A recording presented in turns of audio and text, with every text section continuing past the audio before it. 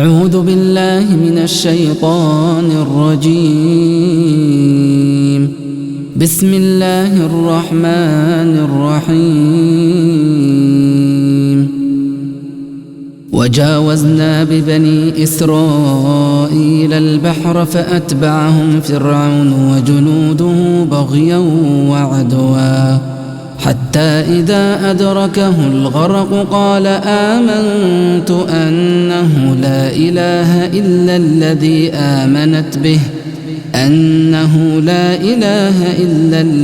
آمنت به بنو إسرائيل وأنا من المسلمين.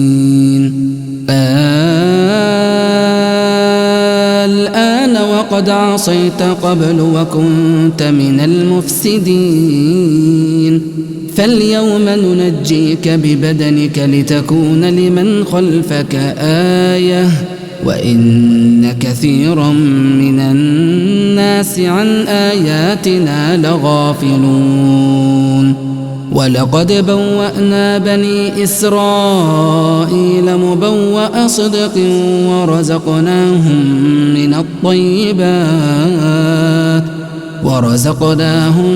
من الطيبات فما اختلفوا حتى جاءهم العلم. إن ربك يقضي بينهم يوم القيامة فيما كانوا فيه يختلفون. فإن كنت في شك مما أنزلنا إليك فاسأل الذين يقرؤون الكتاب من قبلك لقد جاءك الحق من ربك فلا تكونن من الممترين ولا تكونن من الذين كذبوا بآيات الله فتكون من الخاسرين.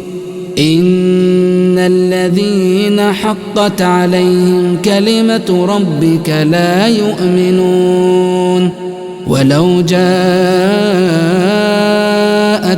كل آية حتى يروا العذاب الأليم.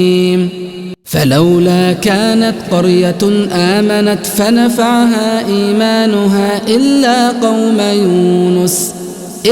قوم يونس لما آمنوا كشفنا عنهم عذاب الخزي في الحياة الدنيا ومتعناهم إلى حين. ولو شاء ربك لآمن من في الأرض كلهم جميعا أفأنت تكره الناس حتى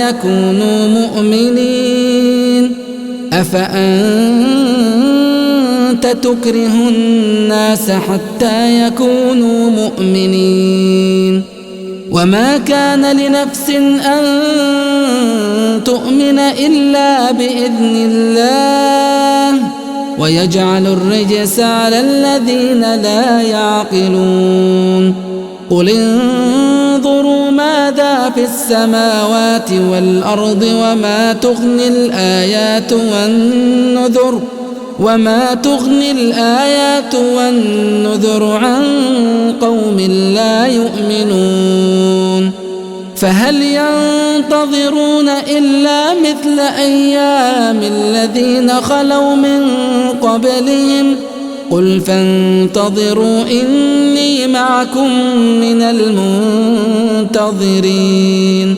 ثم ننجي رسلنا والذين آمنوا كذلك حقا علينا ننجي المؤمنين.